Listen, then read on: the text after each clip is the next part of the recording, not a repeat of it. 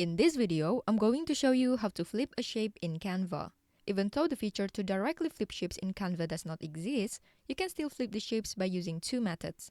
The first one, if the shape is symmetrical like this triangle, pentagon, and arrow, you can just rotate it like this.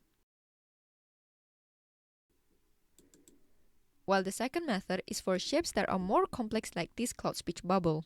As you can see, you cannot just rotate it like previous ones. So if you want to flip it, then you have to download it as a PNG first.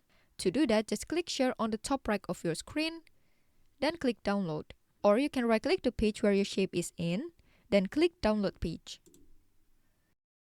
After that, choose PNG as the file type, check this box to make the background transparent, and click download.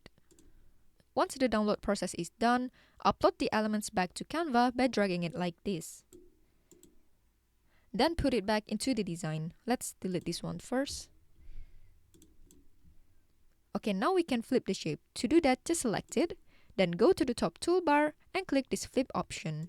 Here you can choose between flip horizontal or flip vertical. Just choose whichever way you want by clicking one of them, and the shape will flip automatically like this.